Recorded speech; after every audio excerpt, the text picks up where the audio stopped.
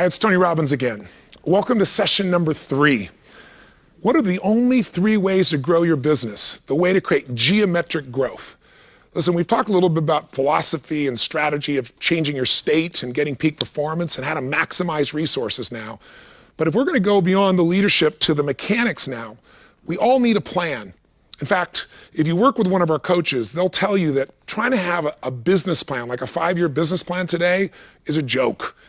What we really need more of is a map. Because the world is changing so rapidly right now. The economy, technology, change happens more rapidly than any time in history. All of the information that we've ever accumulated in the history of mankind over thousands of years now gets doubled about every 3 years. And it's happening faster and faster. So today, to think I know what's going to be like 5 years from now is ridiculous. But what I do need is an overall map. A map that can answer 5 questions for me, and that ultimately leads to what this DVD is about, which says, these are the exact 3 ways I'm going to grow my business in the next 6 to 12 to 18 months. And here are the numbers we're going to do it by. Because what's really ironic is it doesn't matter what business you're in. Again, whether you sell B2B or B2C to consumers, whether you're something you're selling a product that's, marketing a service to businesses, whether you're in a place where you're doing real estate, whether you're selling high technology, whether you're exclusively on the web, whether you're selling to the government. Doesn't matter the process. There's only these 3 ways to grow your business. So we're going to introduce you to those 3 ways. And here's what I want to make sure you do in this particular session. And I won't keep showing up each time to interrupt this. From now on, you'll just start your sessions. But I wanted to mark this one out because if you just listen to this DVD and go, oh, this makes sense, or yeah, I know that, you're going to cheat yourself big time. What you want to do is take what we're talking about that we've tried to make so simple that people won't fail to follow through. They'll do what's necessary to get the result. This DVD is really the result of a 25-plus year relationship with a dear friend of mine, Jay Abraham. These 3 distinctions came out of a time I remember sitting down with him doing this interview and saying, gosh, Jay, you and I have worked with so many businesses. You've been with tens of thousands of businesses, all different kinds of industries. And you've noticed there's only so many ways to market. There's only so many ways to change things. But, realtors tend to do it one way, and people that sell B2B do it another, and some people in the travel business do these big organizational meets. There's so many different ways, but you've learned how to cross-pollinate them. You've learned so many strategies for increasing a business, but people get overwhelmed when they hear too much. And we both want to give them everything. What if we started them out with just 3 things that were so clear, everyone on the team, after they understood this and did the math, could figure out in their own business the map to go from where they are to where they want to be in the next 6, 12 to 18 months, and they knew in their gut it was real. If we had to break everything down to 3 things, what would those 3 things be? And I'm not going to reveal it. You'll see it in a moment. They're real simple. But when you focus and you do it, your entire business changes. I've done this over and over again. I've taken over businesses that were in bankruptcy and turned them around, transformed them 35, 50, 75, 100%, sometimes 250%, literally in less than 12 months. I've done it with my own businesses, and I've helped other companies do it as well. So I want you to really do this. And if you want to go deeper, again, your coach can walk this through with you afterwards, but don't leave this DVD. When it's done, do the homework. Sit, write down with your team, calculate the numbers, get the answers that you need, and most importantly, write down why. Why are we going to do this no matter what? Remember, reasons come first, answers come second. If you get a strong enough why to do something and what you've laid out can work, if you know why to do it, you'll figure out how to do it. That's what this is really about. And one other thing, when you do talk to your coach, you might ask them about the 5 questions that help you build a business map. One of those questions you really got to know is, what business are you really in? What business are you really in? Some people, the old adage, people in the railroad business thought they were in the railroad business, didn't realize they were in the transportation business. They were the richest men in the world, and trucks were being made by Ford.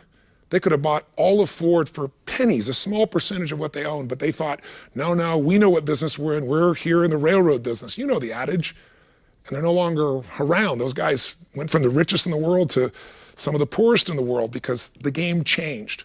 Today, the game changes a lot. So you got to keep asking yourself, what business am I really in?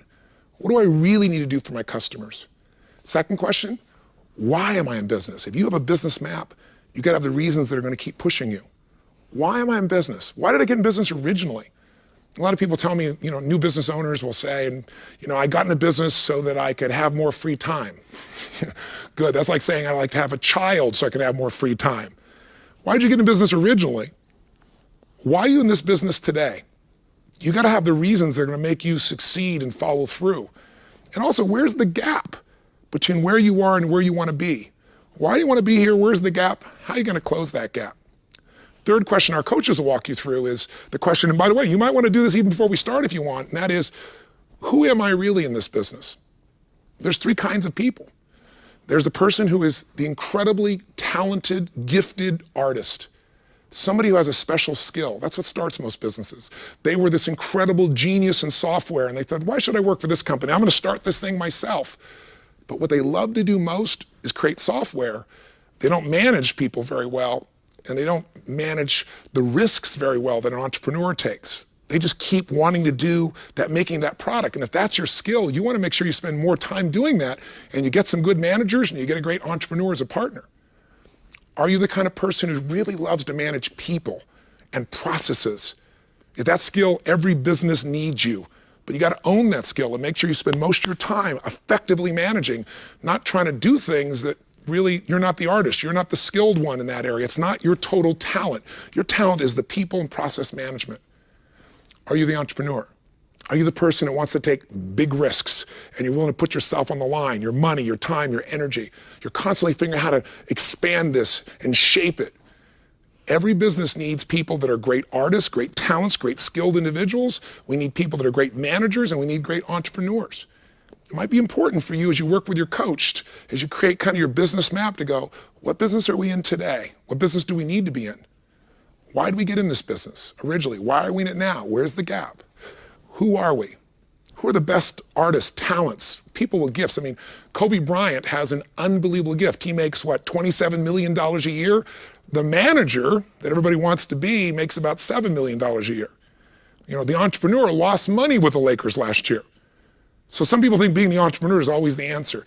Figure out who you are and how to spend more time with that. That's what our coaches can help you with as well. Fourthly, figure out where you are. Where you are means, where are you in your own life cycle? We all have seasons. A springtime of our life, our youth, we just got so much energy, you can just burn it, you don't have to think about it. A summertime where we start to figure out how to apply ourselves, maybe in our 30s to our 40s. Maybe a fall, an autumn where we're in our 40s or 50s, maybe early 60s, and we're in our power. You've worked hard in the springtime, and you worked hard through the summer, and you've mastered so much, so you really now in that place where you're starting to reap rewards from all those years of commitment. Or maybe you're in winter. Maybe you're post-60s or 70s or 80s, and you're now the elder of the tribe. You're a person who has value that you want to give. You want to mentor people. The reason I say that is you're going to look at your business or your management or the way you run in this business differently in your 20s than your 30s, than your 40s, than your 50s, than your 60s or 70s. Does it make sense? Right now, I'm just kind of planting some seeds before you start this process of your plan to remember that it's great to have your plan, but how you're going to apply it is based on what business you're really in and what business you should be in. It's based on why you're in it. That's going to get you to follow through and drive and knowing where the gaps are you want to close. It's based on who you are. Are you that person that creates the product? Are you that person that manages the processes? Are you that entrepreneur? And it's for where you are. Where are you right now as a business? Are you brand new? A little toddler just getting going? Are you a teenager? The company's growing like crazy, really fast?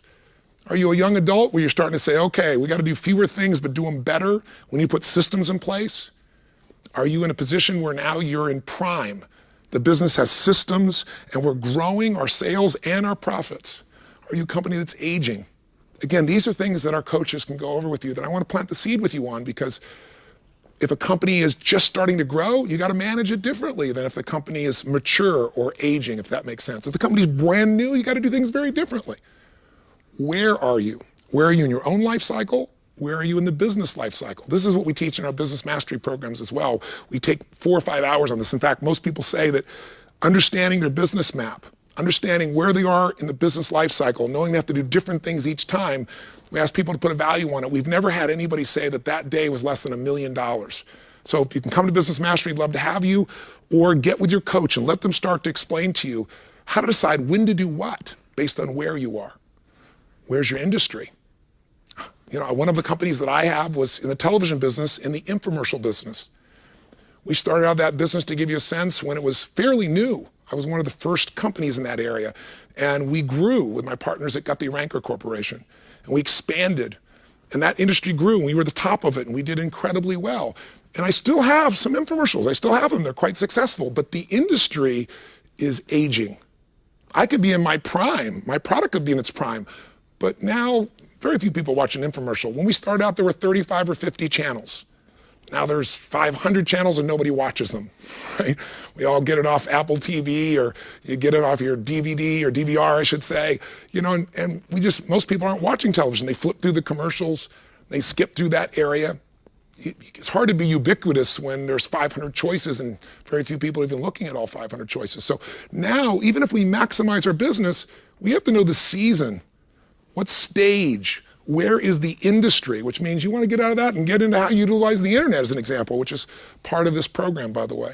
So think about where you are in your life, where you are in your company, where you are in the life cycle of your industry, and maybe take a look at where we are in the life cycle of even the economy. You know, there's winters when things are a little tougher. You have to do things differently than springtime when everybody just has total optimism and they go. Again, I'm telling you this because your coach can walk you through it. And when you're thinking about your business and you want a business map, these are some of the questions. And finally, the fifth question is, what's next? Once you know what business you're really in, once you know what business you need to be in, once you know why you're in business number 2 and why you were in it originally, why you're in it now, what's going to drive you and where the gaps are, once you know who you are, and you make sure you get the right talented people and the right managers and the right entrepreneurs working together with the same goals. Once you know where you are, so you can maximize wherever you are in your life, in your company, in your industry, in the economy, then you start to know where to go next. Now that seems like a lot to put in front of you, but I just want to plant the seed. So if you wanted to before you began, you could answer these 5 questions, and there's a little worksheet in front of you. But if you want to forget all that, if you say, Tony, I don't want a map. I just want a real clean 3-step process that we create that's based on real numbers, that's going to grow our business by 1/3 in the next 6, 12, 18 months, or 250%. That's what you're going to get in this next DVD. All right? I won't be jumping in anymore. You're just going to be going through the program from out here. But I just wanted to plant that seed with you that business plans for 5 years, forget it. Get a map. A map will show you when things change, here's still how to get there. And if you want a map to really work, take advantage of your coach, because they know the map really well, and they can help answer some questions and guide you along the way. And we want to maximize results for you and for your organization. So thanks for listening. Let's get started with what are the only 3 ways to grow your business.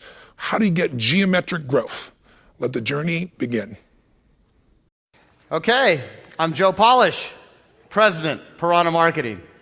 A fabulous group of several hundred entrepreneurs ready to be entertained, educated, and told the story of an amazing individual, Sir Richard Branson. Yeah. Hi, Joe. Hi, Richard. How are you? I'm good. How are you? We're at a marketing conference, and all these people, we have a lot of the world's best marketers in the world that are at this conference right now, and many that want to learn how to be just great marketers. And you're a phenomenal marketer. You've gotten some of the most unique PR on the planet. What are your thoughts on being a great marketer and promoter? Well, I mean, I also think fun should come into marketing. There was an occasion where British Airways decided to sponsor a giant wheel opposite the House of Commons in London, England, and this giant wheel was lying flat on the ground, and they got all the press together one morning where they were going to lift the wheel up, and I got a call at about 7 in the morning saying that BA had technical problems and they couldn't get the wheel up, and all the press, the world's press, were there waiting. We had an airship company, so I rang up the airship company and we scrambled an airship, and the airship went right over the wheel, and it had a massive big banner across it which simply said, BA can't get it up. And anyway, we got more coverage around the world for that than I think any other single thing we'd done. That is fabulous, and that's getting a big applause in case you can't hear it over there, by the way. Yeah, it's terrible anyway.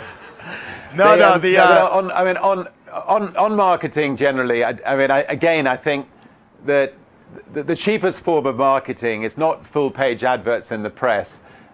It's free advertising. So if you're up against a big corporation, you do need to use yourself to try to get free advertising, and try to do it in fun ways like that. So you stand out from the crowd. Try to make sure you end up doing something that hits the front page of the newspapers rather than the back page.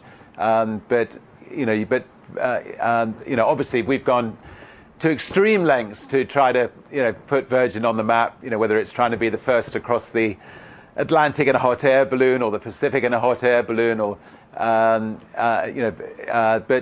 it did help, I think, create the Virgin brand, make it a fun brand, and a brand that people could identify with. Now I'm going to ask you some questions that the people in the audience actually submitted. So here's the first one.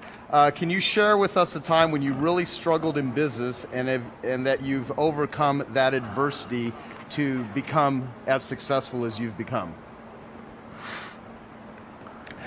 Well, I think if anyone's read my book, Losing My Virginity, they'll realize that for many, many, many years we were struggling. And I think anybody who starts off in business without financial backing, it's one long struggle, and there's only really one word that matters, and that's to survive. To do everything you can to survive. You can't be thinking about people in Africa and sorting out their problems. You can't be thinking about the homeless on the streets in New York or in America. You just got to survive, so that one day, hopefully, you can get yourself into a position where you can worry about other people.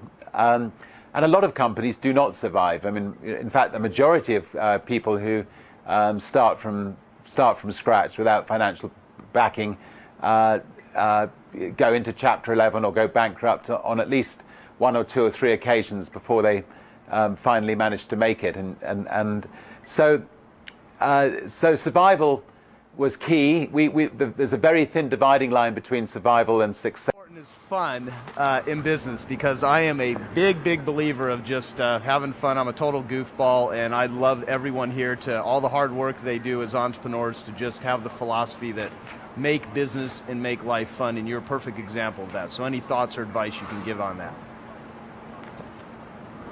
Well, personally, I think it's really important, but it's particularly important that the chairman of the company is willing to let their hair down and have fun. So much of one's life is spent at work, and it's critical that the people who work for your company enjoy it, that they enjoy life, and it's up to the presidents of companies and the chairmen of companies to make sure that our people have a good time. And we've got to. You really want a director of fun in the company if you can afford it, who can, make sure that that you can get the staff can get into the local nightclubs at a reasonable price, and make sure they can make sure they can be entertained. If there's a big if there's a big band coming into town, go out of your way to make sure you can secure tickets, maybe at a discount price for your staff, and so on. So. Make sure your staff have fun, and it's a lot more fun being the chairman of the company in that sort of company as well. On behalf of myself, our entire audience here, did you guys enjoy Sir Richard?